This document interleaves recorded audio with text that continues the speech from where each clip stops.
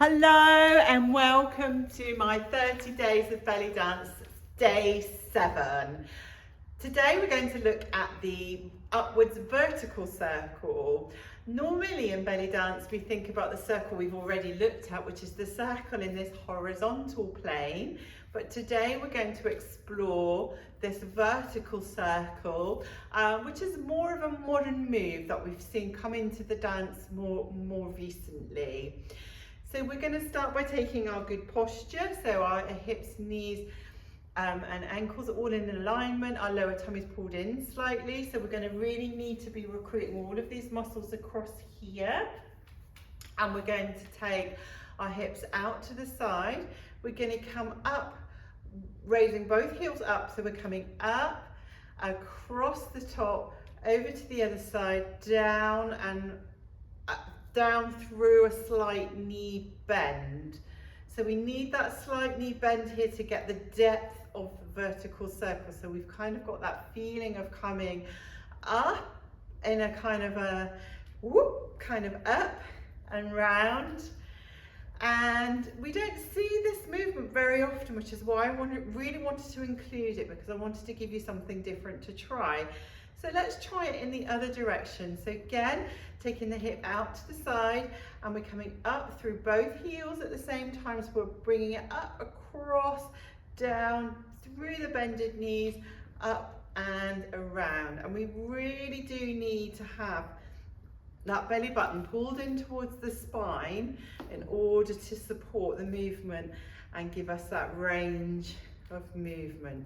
So we've got the two directions there, up and round, pause, change, up and round, pause and change, up and round, pause and change, up and round, pause and change.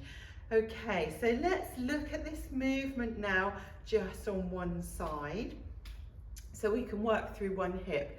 So let's take one hip out to the side, heel up off the ground, in and back down. So out to the side, up, pulling in with the muscles here, down and back down and into alignment. So this part of the movement is all in alignment. The hip comes up and we get into this diagonal plane that we're familiar with, and back down. So working that one hip. And I'm keeping my other heel flat on the floor to give me the difference in the movement. So I can work really nicely just on one hip here. I can work on the diagonal with the one hip. And I can also change direction with that one hip, taking it the other way. So the opposite direction would be to come into the middle. So starting the slide here, into the middle, up, and then out to the side and down. So from the flat foot, across into the middle, up, across and down. So working the one hip. Okay, so let's try that movement on the other side, on the other hip. So again, we've got out to the side, up with the heel and into the middle, and then the heel down again.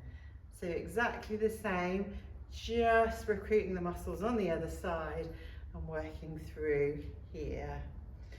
And if I pause the movement here, I can change my direction, bringing the hip from a slide in, up, out and down, in, up with the heel up, out and down on that one side. And again, I can use the diagonal movement and use this one hip, and I can change direction. And I can come back to the side, back into neutral. Let me just show you the movement from behind. So the full circle.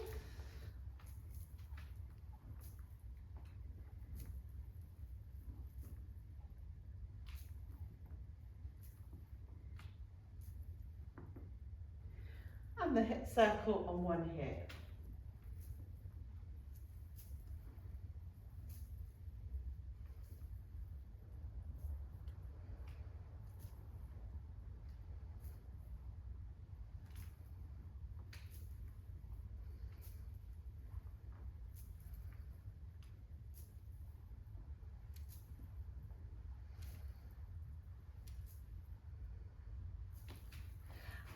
course, like any of these moves, you have the option of mixing it up and doing lots of different combinations.